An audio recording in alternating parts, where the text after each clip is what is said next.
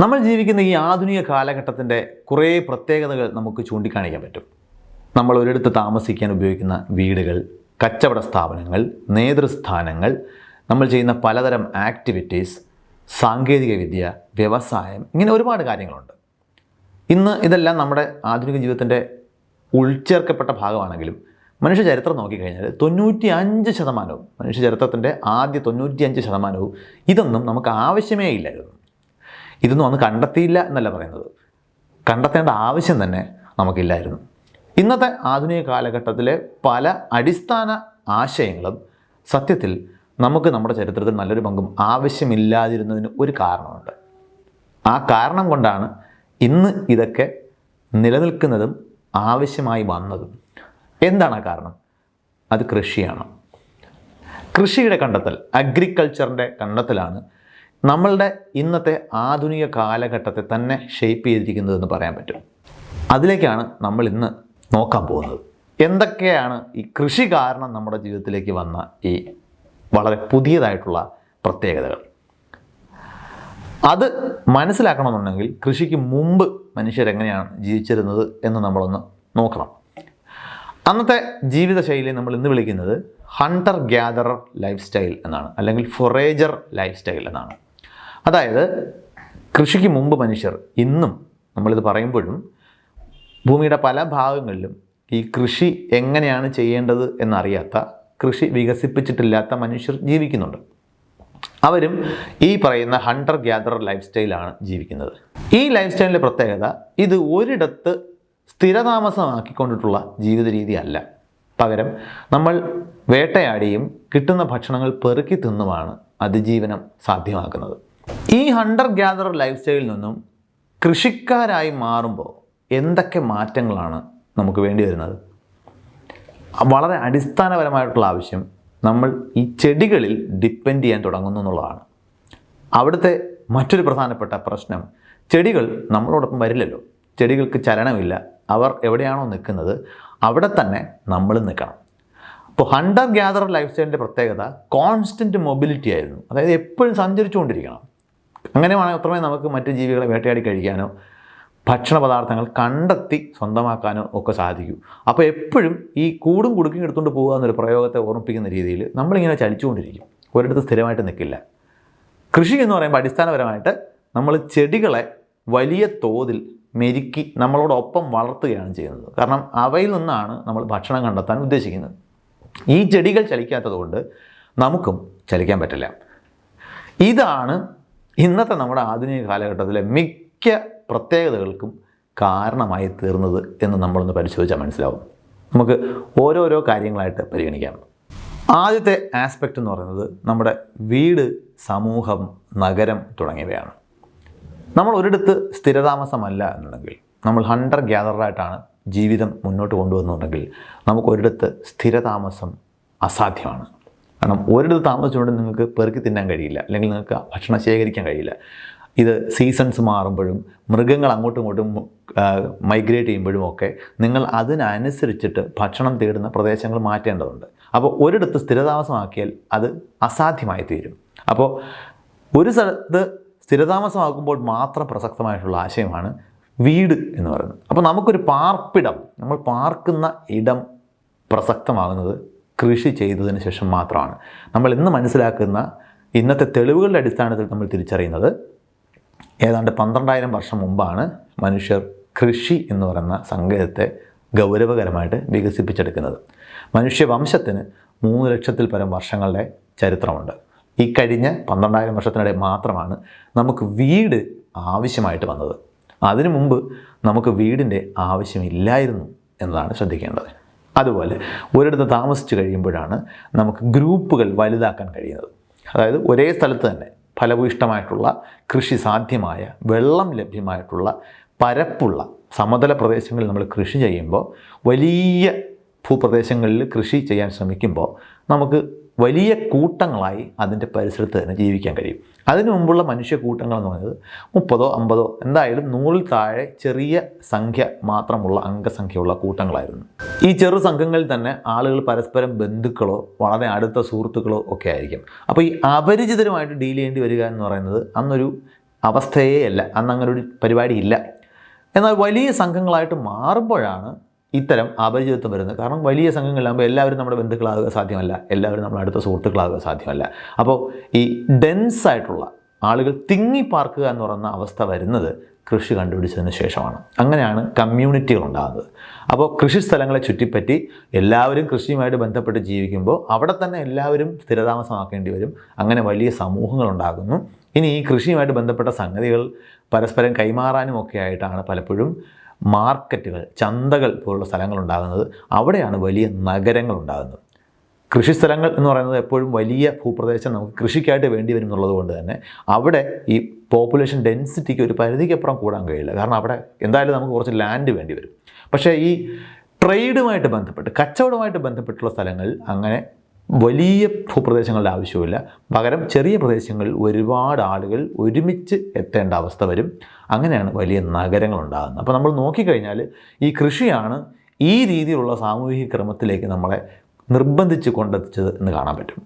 മറ്റൊരു പ്രത്യേകത ഉള്ളത് നമ്മുടെ സാമൂഹിക ക്രമങ്ങളാണ്. അതായത് ഈ ഹണ്ടർ ഗ്യാദറർ ലൈഫ് സ്റ്റൈൽ ജീവിക്കുമ്പോൾ മനുഷ്യരെല്ലാവരും തന്നെ ഒരുതരം ഈഗാലിറ്റേറിയനിസത്തിൽ ആണ് ജീവിച്ചു പോകുന്നത്. അതായത് സമത്വമാണ് അവിടുത്തെ പ്രത്യേകത. അവിടെ അങ്ങനെ വലിപ്പ ചെറുപ്പങ്ങളില്ല, എല്ലാവർക്കും ഒരേ പ്രാധാന്യമാണ് അവിടെ ഉണ്ടാകുന്നത്.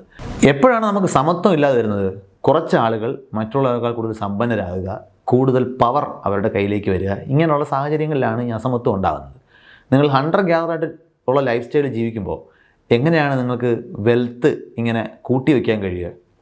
നിങ്ങൾക്ക് ചുറ്റുമുള്ള ആളുകൾ അപേക്ഷിച്ച് കൂടുതൽ പഴങ്ങളോ മാംസമോ ഒന്നും ഒരുപാട് കാലത്തേക്ക് ശേഖരിച്ച് വയ്ക്കാൻ സാധ്യമല്ല. കാരണം പഴങ്ങൾ അഴുകിപ്പോവും, മാംസം ചീഞ്ഞു പോകും. ഇനി അഥവാ ഇതൊക്കെ കേടുവരാതെ നിങ്ങൾക്ക് സൂക്ഷിക്കാൻ കഴിഞ്ഞാൽ തന്നെ ഒരു പരിധിക്ക് അപ്പുറം നിങ്ങൾക്കിത് കൊണ്ടുപോകാൻ പറ്റില്ല. കാരണം നിങ്ങൾക്ക് സ്ഥിരതാമസമുള്ളൊരു ജീവിതശൈലിയല്ല, നിങ്ങൾ സ്ഥിരമായിട്ട് മൂവ് ചെയ്തുകൊണ്ടിരിക്കുകയാണ്. അപ്പോൾ നിങ്ങൾക്ക് ഒരാൾക്ക് ക്യാരി ചെയ്യാൻ കഴിയുന്ന സംഗതികൾക്ക് ഒരു ലിമിറ്റുണ്ട്. അപ്പോൾ സ്വാഭാവികമായിട്ടും നിങ്ങൾക്ക് വെൽത്ത്, ഈ പറഞ്ഞ പോലെ സമ്പത്ത് അക്യുമുലേറ്റ് ചെയ്യാനുള്ള സാധ്യത ഒരു പരിധിക്കപ്പുറം ഇല്ല എന്നുള്ളത് കൊണ്ട് തന്നെ അപ്പർ ക്ലാസ്, ലോവർ ക്ലാസ് തുടങ്ങിയ ഡിവിഷൻസ് അവിടെ ഉണ്ടാവില്ല. അങ്ങനെയാണ് ഈ ഹണ്ടർ ഗ്യാദറർ ലൈഫ് സ്റ്റൈൽ ജീവിക്കുന്ന ആളുകൾക്ക് ഈഗാലിറ്റേറിയനായിട്ട് തുടരാൻ സാധിക്കുന്നത്. ഇന്നും ടാൻസാനിയയിലെ ഹാഡ്സാബെ തുടങ്ങിയ ചില ഗോത്രങ്ങൾ ഇങ്ങനെ ഹണ്ടർ ഗ്യാദറർ ലൈഫ് സ്റ്റൈലിൽ ജീവിക്കുന്നുണ്ട്. അപ്പോൾ അവരെയൊക്കെ നിരീക്ഷിച്ചാലും നമുക്ക് മനസ്സിലാവുന്ന കാര്യം അവരെല്ലാവരും ഇങ്ങനെ സമത്വത്തിൽ അധിഷ്ഠിതമായിട്ടുള്ള ഒരു സാമൂഹിക ക്രമമാണ് സൂക്ഷിക്കുന്നതെന്നുള്ളതാണ്. ഈ കൃഷിയിലേക്ക് വരുമ്പോൾ എങ്ങനെയാണ് ഈ അസമത്വം ഉണ്ടാകുന്നത്? കൃഷിയിലേക്ക് വരുമ്പോൾ ഒരാളുടെ അധ്വാനം കൊണ്ട് 10 പേർക്ക് ഉള്ള ഭക്ഷണം ഉൽപ്പാദിപ്പിക്കാൻ നമുക്ക് സാധിക്കും. അതുമാത്രമല്ല, ധാന്യങ്ങളൊക്കെ ആകുമ്പോൾ ലോങ് ടേമിലേക്ക് നമുക്ക് സ്റ്റോർ ചെയ്ത് വെക്കാനും സാധിക്കും. അങ്ങനെ ഫുഡ് സർപ്ലസ് ഉണ്ടാവും. അപ്പോൾ അങ്ങനെ വരുമ്പോൾ കുറേ ആളുകൾക്ക് പിന്നെ ഭക്ഷണം ഉണ്ടാക്കുക എന്ന് പറയുന്ന ജോലി ചെയ്യേണ്ട ആവശ്യമില്ല. അപ്പോൾ അവർക്ക് മറ്റ് കാര്യങ്ങളിൽ സ്പെഷ്യലൈസ് ചെയ്യാൻ കഴിയും. ഇപ്പോൾ ചില ആളുകൾ കൃഷിക്ക് ആവശ്യമായിട്ടുള്ള ഉപകരണങ്ങൾ ഉണ്ടാക്കുന്നതിൽ സ്പെഷ്യലൈസ് ചെയ്യും, ചില ആൾക്കാർ മറ്റ് അറിവുകൾ ഉണ്ടാക്കുന്നതിൽ, ചില ആളുകൾ പുരോഹിത വർഗമായിട്ട് മാറും. ഇതിൽ ഏറ്റവും കൂടുതൽ വിഭവങ്ങളെ നിയന്ത്രിക്കാൻ കഴിയുന്ന ആളുകൾ പതിയെ അധികാരവർഗത്തിലേക്ക് ഉയർത്തപ്പെടും. അങ്ങനെ അവരുടെ കയ്യിലേക്ക് അസമത്വത്തിൻ്റെ ഒരു വലിയ ഷെയർ കിട്ടും. കുറച്ച് ആളുകൾ അതിൻ്റെ താഴത്തെ ഷെയറിലേക്ക് പോകും. അപ്പോൾ അസമത്വം ഇങ്ങനെ വലുതായിക്കൊണ്ടിരിക്കും. അപ്പോൾ ഈ കൃഷി ആണ് നമ്മുടെ സമൂഹത്തിൽ ഈ ക്രമങ്ങൾ ഉണ്ടാക്കുന്നത്, സാമൂഹിക ക്രമങ്ങൾ. കൂടുതൽ അധികാരം ഉള്ള ആര്, കൂടുതൽ സ്വത്തുള്ളത് ആര്, ആർക്കാണ് മറ്റുള്ളവരുടെ മുകളിൽ കൂടുതൽ കൺട്രോൾ ഉള്ളത്. അപ്പോൾ ഈ സാമൂഹിക ക്രമം അങ്ങനെ കൃഷിയിൽ നിന്നുണ്ടായതാണ്. ഇനി അടുത്ത കാര്യം നമ്മുടെ അതിർത്തികളും സ്വകാര്യത എന്ന് പറയുന്ന സങ്കല്പമാണ്. എങ്ങനെയാണ് അത് കൃഷിയുടെ ഭാഗമായിട്ടുണ്ടാകുന്നത്? കൃഷിക്ക് മുമ്പ് നമുക്ക് അതിര് വെക്കാൻ കഴിയില്ല. കാരണം നമ്മൾ ലാൻഡ് ഒരിക്കലും ഓൺ ചെയ്തിട്ടില്ല. ഇന്നും നമ്മളെല്ലാവരും പ്രാണവായുവിനെ ഒരു റിസോഴ്സായിട്ടാണല്ലോ കണക്കാക്കുന്നത്. പക്ഷേ നമുക്കതിന് അതിരില്ല. ഞാനും നിങ്ങളും ഒരേ വായുവാണ് എടുക്കുന്നത്. അല്ലെങ്കിൽ എൻ്റെ വായു ഇത്രയാണ്, നിങ്ങളുടെ വായു ഇത്രയാണ് എന്നൊരു ഡിവിഷൻ, അങ്ങനെ ഒരു അതിര് തർക്കം നമുക്കിടയിലില്ല. പക്ഷേ മണ്ണിലേക്ക് വരുമ്പോൾ അങ്ങനെയല്ല. ഹണ്ടർ ഗ്യാദർ ലൈഫ് സ്റ്റൈലിൽ ഇങ്ങനെ ഒരു ഡിവിഷൻ ഇല്ലായിരുന്നുവെങ്കിലും കൃഷിയിലേക്ക് വരുമ്പോൾ അവിടെ നിങ്ങൾ അധ്വാനിച്ച് ഒരുപക്ഷെ അവിടെ ഉപകരണങ്ങളൊക്കെ ഉപയോഗിച്ച് ഉറച്ചു കിടന്ന മണ്ണിനെ ഇളക്കി നനച്ച് കൃഷിയോഗ്യമാക്കി മാറ്റുമ്പോൾ നിങ്ങൾ ഒരുപാട് അധ്വാനം അവിടെ ചിലവാക്കിയിട്ടുണ്ട്. അപ്പോൾ അവിടെ നിന്ന് നിങ്ങൾക്ക് പെട്ടെന്ന് അത് ഇട്ടെറിഞ്ഞ് പോകാൻ സാധിക്കില്ല. അപ്പോൾ നിങ്ങളുടെ അധ്വാനം കൊണ്ട് നിങ്ങൾ പരുവപ്പെടുത്തിയെടുത്ത മണ്ണിനെ നിങ്ങളുടേതാക്കി മാറ്റി നിർത്തുക എന്നൊരാവശ്യമുണ്ട്. നിങ്ങളുടേതാക്കി മാറ്റി നിർത്തുക എന്ന് പറഞ്ഞാൽ നിങ്ങളുടേതല്ലാത്തൊരു ഭാഗം അതിന് വെളിയിലുണ്ടാകും. അപ്പോൾ അവിടെ അതിർത്തികൾ ഉണ്ടാക്കേണ്ട ആവശ്യം വരും. അപ്പോൾ അങ്ങനെയാണ് ആദ്യമായിട്ട് നമുക്ക് പ്രൈവറ്റ് പ്രോപ്പർട്ടികൾ ഉണ്ടാകുന്നത്. ഇനി ഒരുപാട് പേർക്ക് ഒരുപാട് മേഖലകളിലായിട്ട് പടർന്നു കിടക്കുന്ന പ്രൈവറ്റ് പ്രോപ്പർട്ടീസ് വരുമ്പോൾ പരസ്പര ധാരണകൾ ഉണ്ടാകേണ്ട ആവശ്യം വരും. അങ്ങനെയാണ് നമ്മൾ ഈ പറഞ്ഞ പോലെ ധാരണാപത്രങ്ങളൊക്കെ പതിയെ ഉണ്ടായി വരുന്നത്, കരാറുകൾ ഉണ്ടാകുന്നത് അങ്ങനെയാണ്. ഇനി ഇതിൽ ചില ഭാഗങ്ങൾ ചില അധികാരവർഗത്തിലുള്ള ആളുകളുടെ നിയന്ത്രണത്തിലാണെങ്കിൽ വേറെ കുറേ പേര് വേറൊരു ഭാഗത്തിന് നിയന്ത്രണം ഏറ്റെടുക്കും. അപ്പോൾ അങ്ങനെയാണ് ഈ സാമ്രാജ്യങ്ങൾ പോലുള്ള വലിയ വലിയ സങ്കല്പങ്ങളിലേക്ക് ഇത് വളരുന്നത്. ചെറിയ സ്വകാര്യ ഭൂമി എന്ന് പറയുന്ന സങ്കല്പമാണ് വലിയ രാജ്യങ്ങളും സാമ്രാജ്യങ്ങളും ഒക്കെ ആയിട്ട് വളർന്നിട്ടുള്ളത്. അപ്പോൾ ഇതിൻ്റെ എല്ലാം തുടക്കം നമ്മൾ നോക്കിയാൽ കൃഷിയിൽ നിന്ന് തന്നെയാണ്. അതിനു മുമ്പ് നമ്മൾ ആരും തന്നെ ഭൂമിയെ ഒരു സ്വത്തായി കണക്കാക്കിയിട്ടില്ല. അതുകൊണ്ട് തന്നെ നമുക്ക് അതിർത്തികളില്ലായിരുന്നു, അതിർത്തി കാക്കേണ്ട ആവശ്യവും ഇല്ലായിരുന്നു. കൃഷിയോടുകൂടി അതെല്ലാം നമ്മുടെ ജീവിതക്രമത്തിൻ്റെ ഭാഗമായിട്ട് മാറി. അങ്ങനെയാണ് സിവിലൈസേഷൻസ് ഉണ്ടാകുന്നത്, വലിയ നഗരങ്ങൾ ഉണ്ടാകുന്നത്. ഇനി സാങ്കേതിക വിദ്യയുടെ കാര്യം, ടെക്നോളജി. നമ്മുടെ ഹണ്ടർ ഗ്യാദർ ലൈഫ് സ്റ്റൈലിൽ നമ്മുടെ ടെക്നോളജി എന്ന് പറയുന്നത് നമ്മൾ ഉപയോഗിക്കുന്ന ചെറിയ ചെറിയ വളരെ ലളിതമായിട്ടുള്ള ഉപകരണങ്ങളാണ്, ടൂൾസാണ്.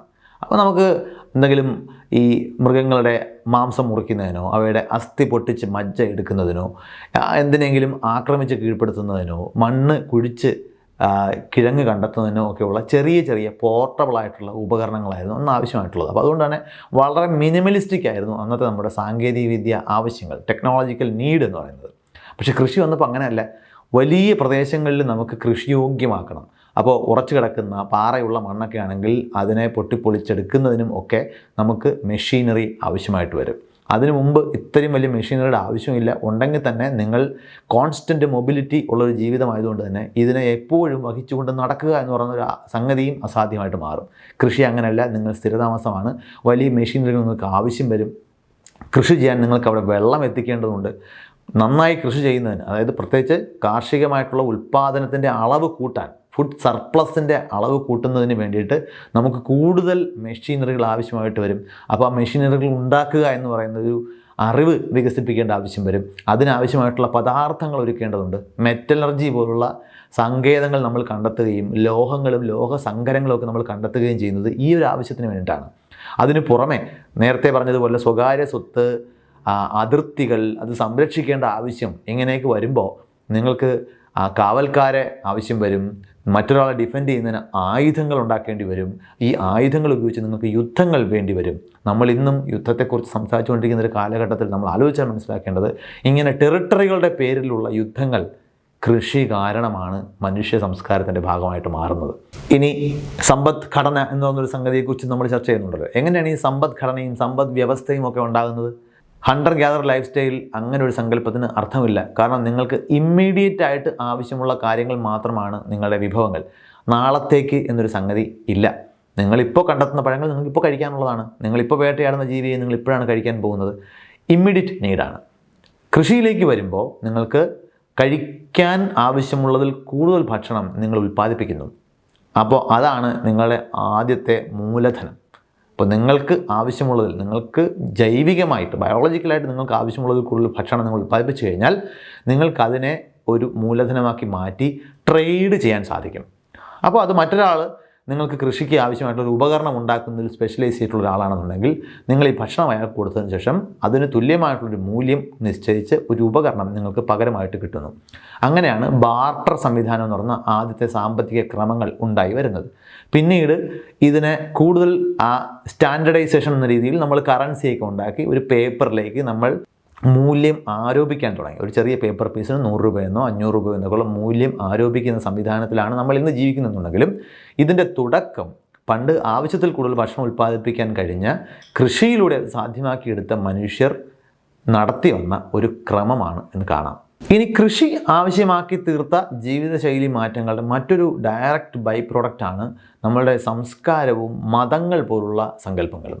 ഹണ്ടർ ഗ്യാദർ ലൈഫ് സ്റ്റൈലിൽ ജീവിക്കുന്ന മനുഷ്യരെ സംബന്ധിച്ചിടത്തോളം അവരുടെ സൂപ്പർസ്റ്റിഷൻസും അവരുടെ മിത്തുകളുമൊക്കെ അവരുടെ ചുറ്റുപാടും അപ്പോൾ നടക്കുന്ന കാര്യങ്ങളുമായിട്ട് ബന്ധപ്പെട്ടാണ്.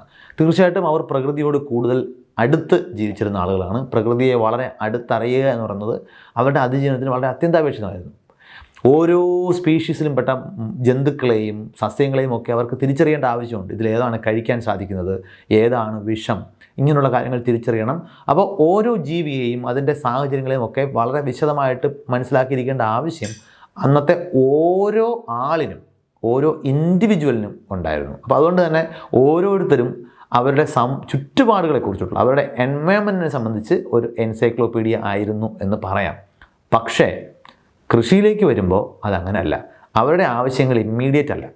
അവരിപ്പോൾ മണ്ണൊരുക്കുന്നതും വെള്ളം തളിക്കുന്നതും കൃഷിയിൽ വിതയ്ക്കുന്നതുമൊക്കെ നാളെ കുറേ കാലം കഴിഞ്ഞിട്ട് കിട്ടാൻ പോകുന്ന റിട്ടേൺസിന് വേണ്ടിയിട്ടുള്ളതാണ്. അപ്പോൾ ഇന്ന് വിത്ത് വിതച്ച ശേഷം നിങ്ങൾക്ക് വരൾച്ച വരികയാണെന്നുണ്ടെങ്കിൽ ഇന്നത്തെ 1-2 ദിവസത്തെ വരൾച്ച അല്ല പ്രശ്നം. ഈ വിത്ത് കരിഞ്ഞു പോയി കഴിഞ്ഞാൽ നിങ്ങൾ ചിലപ്പോൾ 1 വർഷം പട്ടിണിയായി പോകും. അപ്പോൾ സ്വാഭാവികമായിട്ടും സാഹചര്യങ്ങളെ കൂടുതൽ ഭയപ്പെടേണ്ട ആവശ്യമുണ്ട്. എന്നാൽ സാഹചര്യങ്ങളെക്കുറിച്ചുള്ള അറിവ് കുറവുമാണ് താനും. ഇപ്പോൾ മഴ പെയ്യിക്കുന്നതും വെയിൽ വരുത്തുന്നതുമൊക്കെ ആരാണ് എന്ന ചോദ്യത്തിന് അന്ന് കൃത്യമായ ഉത്തരമില്ല.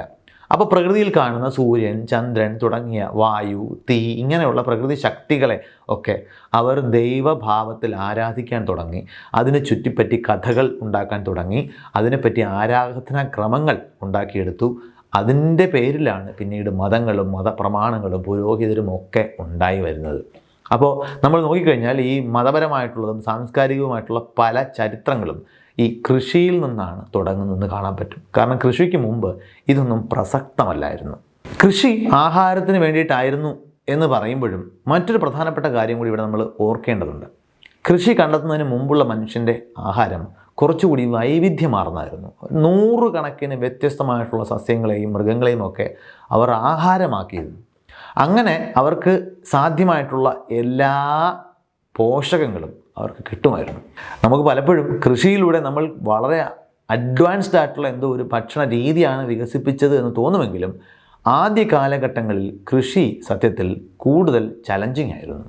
അതിലൂടെ വളരെ ലിമിറ്റഡ് ആയിട്ടുള്ള ചില സസ്യങ്ങളെ മാത്രമേ നമുക്ക് കൃഷിയിലൂടെ ഭക്ഷണത്തിനായിട്ട് ആശ്രയിക്കാൻ സാധിക്കൂ. ഇപ്പോൾ സ്റ്റേപ്പിൾ ഫുഡായിട്ട് മാറുന്നത് നമ്മൾ നോക്കിയാൽ കുറച്ച് പുൽവർഗ്ഗങ്ങളിൽപ്പെട്ട ഗോതമ്പോ നെല്ലോ ഒക്കെ പോലുള്ള ചില സസ്യങ്ങൾ മാത്രമാണ്. എല്ലാ സസ്യങ്ങളെയും നമുക്ക് അങ്ങനെ ഡിപ്പെൻഡ് ചെയ്യാൻ സാധിക്കുമായിരുന്നില്ല. അപ്പോൾ നമ്മുടെ ഡയറ്ററി പ്രിഫറൻസസും ഡയറ്ററി സ്റ്റൈലും ഒക്കെ കൃഷി കണ്ടെത്തിയതുകൂടി കാര്യമായിട്ട് മാറി. അപ്പോൾ നമ്മൾ പോഷകങ്ങൾക്ക് ആശ്രയിക്കുന്ന സ്രോതസ്സുകൾ പലതും പല രീതിയിലുള്ളതായി. ചിലതൊക്കെ നമുക്ക് അത്ര എളുപ്പം കിട്ടാത്ത ഒരു സാഹചര്യം വന്നു. ഇനി കൃഷി ആവശ്യങ്ങൾക്ക് വേണ്ടിയിട്ടൊക്കെയാണ് നമ്മൾ പലപ്പോഴും കൂടുതൽ മൃഗങ്ങളെ ഇണക്കി വളർത്തുക, ഡൊമസ്റ്റിക്കേഷൻ എന്ന് പറഞ്ഞൊരു സംഗതിയിലേക്ക് പോകുന്നത്. കുതിരയും കാളയും ഒക്കെ നമ്മൾ കൃഷിക്ക് വേണ്ടി വല്ലാതെ ആശ്രയിച്ചിരുന്നു. എന്നാൽ ഇങ്ങനെ അതിനു മുമ്പൊക്കെ നമ്മൾ വളർത്തു മൃഗങ്ങളെന്ന രീതിയിൽ പട്ടികളെയും ഒക്കെ കൂടെ കൂട്ടിയിട്ടുണ്ടെങ്കിൽ പോലും വലിയ അളവിലുള്ള മൃഗങ്ങളുമായിട്ട് സ്ഥിരമായിട്ടുള്ള സഹവാസം വേണ്ടി വന്നത് നമ്മൾ കൃഷി തുടങ്ങിയതിന് ശേഷമാണ്. നമ്മൾ പലപ്പോഴും ചെമ്മരിയാടുകളെയൊക്കെ വലിയ തോതിൽ ഇണക്കി വളർത്താൻ തുടങ്ങി. അപ്പോഴാണ് പുതിയൊരു അപകടം മനുഷ്യവംശം നേരിടാൻ തുടങ്ങുന്നത്.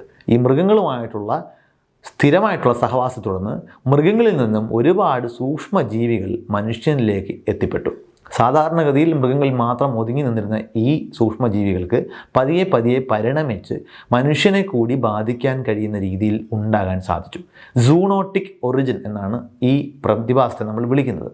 നമ്മൾ കുറച്ച് വർഷങ്ങൾക്ക് മുമ്പ് ഇതുപോലെ മൃഗങ്ങളിൽ നിന്നും ഒരു പുതിയ സൂക്ഷ്മാണു മനുഷ്യരിലേക്ക് വന്നതിനെ എങ്ങനെയാണ് ലോകം മുഴുവൻ വിറങ്ങലിച്ചുകൊണ്ട് നേരിട്ടത് എന്ന് കണ്ടതാണ് കോവിഡ് എന്ന് പറയുന്ന പകർച്ചവ്യാധി. ഇത്തരത്തിലുള്ള പകർച്ചവ്യാധികളുടെ പ്രധാന കാരണം സത്യത്തിൽ ഇതെല്ലാം സാധ്യമാക്കിയത് കൃഷിക്ക് ശേഷമാണ്. അതിനു മുമ്പ് തുടർച്ചയായിട്ട് ചലിച്ചുകൊണ്ടിരുന്ന, ഒരിടത്ത് സ്ഥിരതാമസമാക്കാതിരുന്ന, വല്ലപ്പോഴും മാത്രം മൃഗങ്ങളെ നേരിട്ടുകൊണ്ടിരുന്ന, അന്ന് മൃഗങ്ങളെന്ന് പറയുന്നത് മിക്കപ്പോഴും നമ്മുടെ ഇരകളായിരുന്നതാണ്. നമ്മൾ തിന്നാൻ ഉപയോഗിച്ചിരുന്നവയാണ് നമ്മളെ സംബന്ധിച്ചിടത്തോളം ആനിമൽസ് എന്ന് പറയുന്നത്. എന്നാൽ കൃഷി വന്നതോടുകൂടി നമ്മൾ വലിയ അളവിൽ മൃഗങ്ങളോടൊപ്പം സ്ഥിരമായി സഹവസിക്കാൻ തുടങ്ങി. അങ്ങനെയാണ് ഇൻഫ്ലുവൻസ പോലുള്ള, ചിക്കൻ പോക്സ് പോലുള്ള പല മാരകമായിട്ടുള്ള രോഗങ്ങളും മനുഷ്യരിലേക്ക് വരികയും അത് വലിയ പകർച്ചവ്യാധികളായിട്ട് മാറുകയും ചെയ്യുന്നത്. അപ്പോൾ അതിലും കൃഷിക്ക് ഒരു പങ്കുണ്ട്. ഇനി ഈ കൂട്ടത്തിൽ ഒരു പക്ഷേ ഏറ്റവും പ്രധാനപ്പെട്ടൊരു കാര്യം, നമ്മളിന്ന് അറിവ് തലമുറകളിലൂടെ പകർന്നു കൊടുക്കാൻ ഉപയോഗിക്കുന്നത് എഴുത്ത് വിദ്യയാണ്, റൈറ്റിംഗ്. ഇത് സാധ്യമാക്കിയത് അഗ്രികൾച്ചർ തന്നെയാണ്. അന്നന്ന് കിട്ടുന്ന ഭക്ഷണം ഉപയോഗിച്ച് അതിൽ ആശ്രയിച്ച് ജീവിതം മുന്നോട്ട് കൊണ്ടുപോയിക്കൊണ്ടിരുന്ന മനുഷ്യരെ സംബന്ധിച്ചിടത്തോളം ഒന്നും തന്നെ അക്കൗണ്ട് ചെയ്ത് വെക്കേണ്ട ആവശ്യമില്ലായിരുന്നു. എന്നാൽ നിങ്ങൾ ഭാവിയിലേക്ക് കൂടി ആലോചിച്ച് ഒരിടത്ത് സ്ഥിരതാമസമാക്കിക്കൊണ്ട് സ്വകാര്യ ഭൂമികൾ ഉടമസ്ഥതയിൽ വച്ചുകൊണ്ട് കൃഷിയിലൂടെ ജീവിക്കുമ്പോൾ നിങ്ങൾക്ക് കണക്കുകൾ സൂക്ഷിക്കേണ്ട ആവശ്യമുണ്ട്. ഞാൻ ഇന്ന് ഒരാളിൽ നിന്നും ഒരു കാർഷിക ഉപകരണം വാങ്ങിയാൽ നാളെ ഞാൻ അയാൾക്ക് എത്ര ധാന്യം കൊടുക്കണം, ഈ മട്ടിലുള്ള കണക്ക് കൂട്ടലുകൾ മനസ്സിൽ കൊണ്ടു നടക്കുക സാധ്യമല്ല. മറ്റതങ്ങനല്ല, അപ്പോഴാണ് നമ്മൾ അങ്ങോട്ടും ഇങ്ങോട്ടും കൈമാറ്റം ചെയ്യുന്നത്. നാളത്തേക്കൊരു കണക്ക് വെക്കേണ്ട ആവശ്യമില്ല. ഇങ്ങനെയുള്ള കണക്കെടുപ്പിന് വേണ്ടിയിട്ടാണ് മനുഷ്യർ ആദ്യമായി എഴുതി വെക്കുക എന്ന് പറയുന്ന ശീലം ഉണ്ടാക്കിയെടുക്കുന്നത്. ആദ്യമൊക്കെ കളിമൺ ഫലകങ്ങളിലൊക്കെ മാർക്ക് ചെയ്യപ്പെടുകയാണ്. നമ്മൾ ക്യൂണിഫോം എന്നൊക്കെ വിളിക്കുന്ന വളരെ പുരാതനമായിട്ടുള്ള പല എഴുത്ത് രീതികളുടെയും ചരിത്രം നോക്കിക്കഴിഞ്ഞാൽ അവരൊന്നും കവിതയും കഥയും എഴുതാനല്ല ഈ എഴുത്ത് വികസിപ്പിച്ചെടുത്തത്. അതൊക്കെ ഇന്നത്തെ ലക്ഷറികളാണ്. അന്ന് ഈ എഴുത്ത് വിദ്യ അവരുണ്ടാക്കിയെടുക്കുന്നത് അക്കൗണ്ടിങ്ങിനാണ്, കണക്കുകൾ എഴുതി വെക്കുന്നതിനാണ്. പിന്നീട് ഫ്രീ ടൈം ഉള്ളവർ അതിൽ നിന്നും പുതിയ പുതിയ സാധ്യതകൾ കണ്ടെത്തി എഴുത്തിനെ കഥകൾ എഴുതാനും കവിതകൾ എഴുതാനും ഒക്കെ ഉപയോഗിച്ച് തുടങ്ങി എന്നുള്ളത് ചരിത്രത്തിലുണ്ട് എങ്കിൽ പോലും ഇതിൻ്റെ തുടക്കം അത് ആവശ്യമാക്കി തീർത്തത് കൃഷിയിലൂടെ വന്ന അക്കൗണ്ടിങ് എന്ന് പറയുന്ന നീഡാണ്. അപ്പോൾ ചുരുക്കി പറഞ്ഞാൽ നമ്മൾ ഇന്ന് ഉപയോഗിക്കുന്ന എഴുത്ത് വിദ്യകളും സാങ്കേതിക വിദ്യയും നമ്മുടെ സമ്പദ് വ്യവസ്ഥയും നമ്മുടെ അതിർത്തികളും നമ്മുടെ യുദ്ധങ്ങളും ഒക്കെ അടിസ്ഥാനപരമായിട്ട് പ്രസക്തമായി തീരുന്നത് ഈ കൃഷിയുടെ വരവോടുകൂടിയാണ്. അല്ലെങ്കിൽ കൃഷിയുടെ അടിസ്ഥാനത്തിലുള്ളൊരു ജീവിതക്രമം നമ്മൾ ഉണ്ടാക്കിയെടുത്തതോടുകൂടിയാണ് ഇതൊക്കെ റെലവൻ്റായിട്ട് മാറുന്നത്, പ്രസക്തമായിട്ട് മാറുന്നത്. അതിനു മുമ്പ് നമ്മൾ പൂർണ്ണമായും ഈഗാലിറ്റേറിയൻ എന്ന് വിശേഷിപ്പിക്കാവുന്ന അപ്പർ മിഡിൽ ലോവർ ക്ലാസ്സുകളൊന്നും ഇല്ലാതെ അപ്പപ്പോൾ കിട്ടുന്ന കാര്യങ്ങളെ അടിസ്ഥാനപ്പെടുത്തി അപ്പപ്പോഴുള്ള ആവശ്യങ്ങളെക്കുറിച്ച് മാത്രം ബേജാറായി ജീവിച്ചിരുന്ന മനുഷ്യരായിരുന്നു. ഒരിടത്ത് സ്ഥിരതാമസമാക്കി തുടങ്ങേണ്ട ആവശ്യം തന്നെ കൃഷിയിൽ നിന്നാണ് വന്നത്. അതിനുശേഷമാണ് ഈ കണ്ട ഗുലുമാലുകളെല്ലാം നമ്മൾ ഉണ്ടാക്കിയെടുത്തത്. നല്ലതോ ചീത്തയോ എന്നുള്ള ജഡ്ജ്മെൻറ്റ് നിങ്ങൾക്ക് വിടുന്നു. പക്ഷേ ഇന്നത്തെ മനുഷ്യ സമൂഹത്തെ ഷേപ്പ് ചെയ്യുന്നതിൽ ഏതെങ്കിലും ഒരു ഘടകമാണ് ഏറ്റവും നിർണായകമായിട്ട് പ്രവർത്തിച്ചത് എന്ന് ചൂണ്ടിക്കാണിക്കാൻ കഴിയുമെങ്കിൽ അത് കൃഷിയാണ്. അത് വെറുമൊരു ഭക്ഷണം എന്ന ആവശ്യത്തെ അല്ല അഡ്രസ്സ് ചെയ്തത്. മറ്റൊരു വിഷയമായിട്ട് നമുക്ക് പിന്നെയും കാണാം. ബൈ.